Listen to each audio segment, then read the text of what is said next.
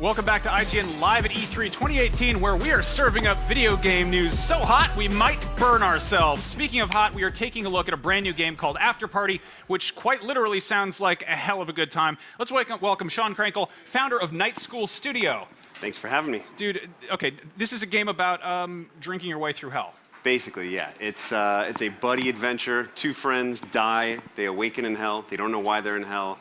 And they find out via a loophole that they can get out if they can outdrink Satan. That's a high concept game right there.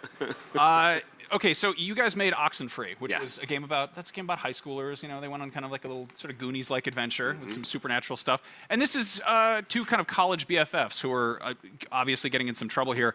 And this is a literal drinking game. This is a game in which the operative mechanic is drinking. Absolutely, yes. So if when we think about Oxenfree, that was a game. It's a story game with no cutscenes where we never take control away from the player, and that it's all dialogue driven, and that we have this fluid dialogue system. So in this game, we have that same system, but on top of that, we add drinks, lots of drinks, and those drinks can give you new dialogue choices. So perhaps you want to be a little aggressive, or maybe a little more feisty, or maybe flirty, and various drinks will bring out these other dialogue choices.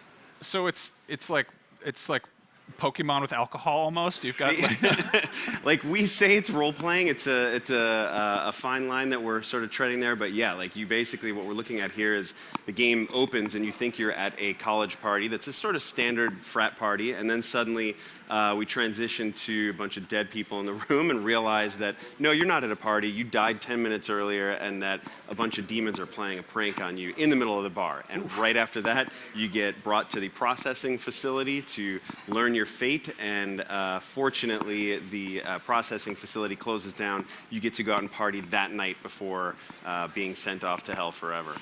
And that's where you find out about the loophole. So there's drinking games, and the big thing for us here is that we wanted it to be a story game where you determine the order of the story, right? Like, it's not a very linear story at all. It's very much in the vein of a Superbad or any of the kind of Edgar Wright movies where it feels totally unexpected and the player drives where they go and when.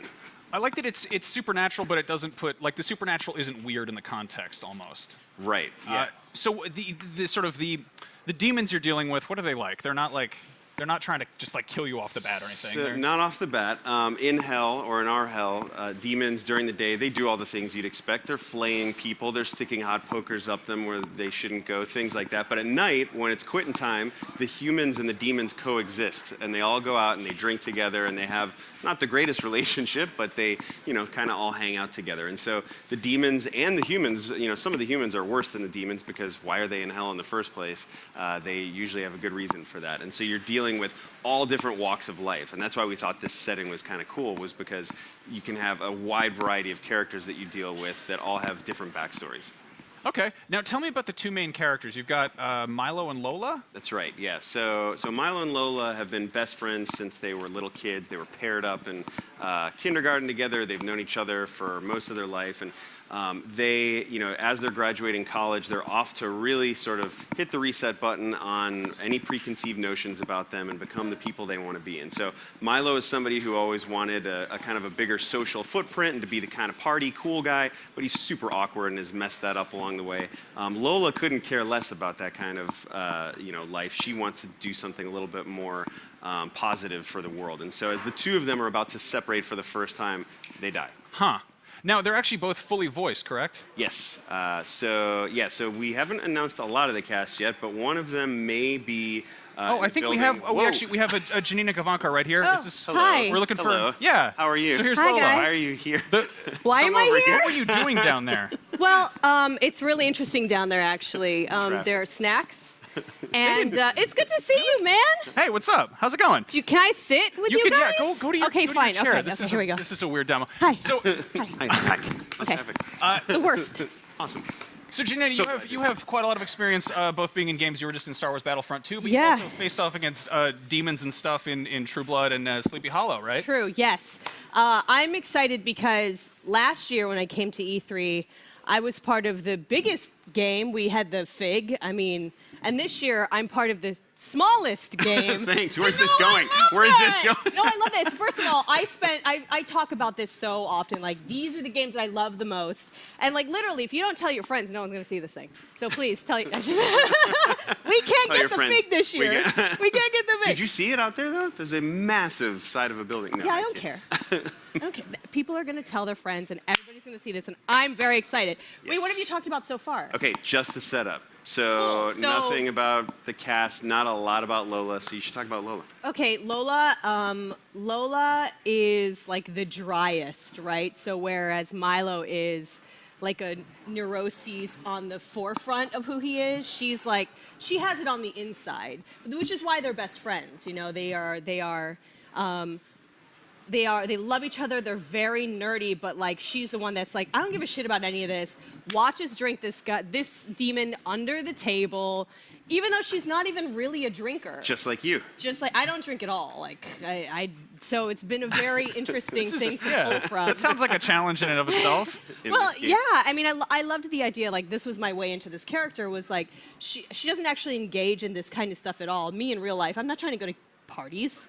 They're awful. I hate parties. I love parties. I don't know. John's like, please invite me to parties. something. Well, maybe that's why I don't go, is because nobody invites me. Anyway, the bigger point is, this character, like me, doesn't really identify with like the social part of college. So when they're finally out of it, she's really ready to celebrate being left alone by bros, and then winds up in hell, and then dies. Somehow dies and has to do all of the things that she didn't do, but she's, you know, But can excel at. but somehow is really good at it. If you're good at it. So Yes. how did you get approached? Did you approach her? Did she approach you? How did this come together? I reached out to Janina after, I don't know, we became friends about Should we 6 tell months them before what the this. deal You want is? to? Yeah, sure. Sure. Mitch. So, yeah, Mitch Dyer, who we love very much. Rest in peace. Yeah. Dark. Drink your way out of hell, Mitch. Oh, he put us in contact because he was like, you guys need to be friends. And then my writing partner and I almost worked on this game Yes. in a different capacity. Yes. And then, so Russo and I almost did something. And then it was like, well, that didn't work out. But now here we are. Here we are. Yeah. I was It's like, very this rare part when- seems like a pretty good fit. And she was like, just shut up. I want to be in. Yeah, but shut up. Yes. Yes. And it's been a really great process so far. You know, when I played Oxenfree, I was so taken aback by the way that everybody's talked about this before, but you guys cracked a certain way of like natural conversation that hadn't really been done yet, and it blew my mind. So to be able to be on this side of things, watching how you guys even record dialogue it's trippy, and it's super dope to be a part of the process of at a company that I have admired. Thank you.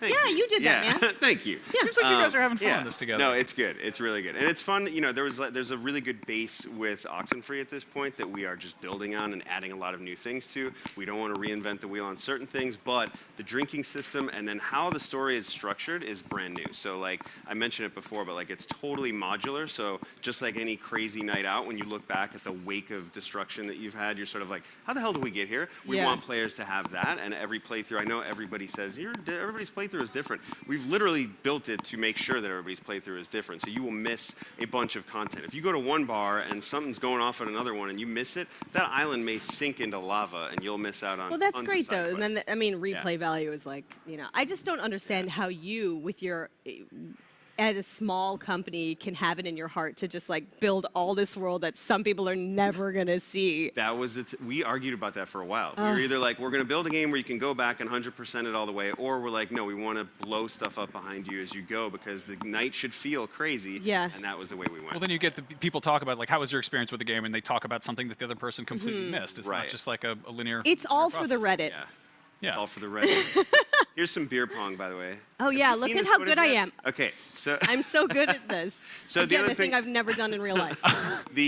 like the dialogue system and the games that you play in the game always overlap. So they're not like siloed mini games. It's more like, okay, we're gonna keep talking and go hang out with some demons and play beer pong and talk and mess Yeah, with them because and taunt obviously them and those are stuff. social activities, and people Exactly. continue talking while they're doing them. Right. So in addition to beer pong, what other sort of bar games do you have in there? There's a sort of DBR-like game with a lot of dancing. There's also boy. other types of dancing. There's karaoke.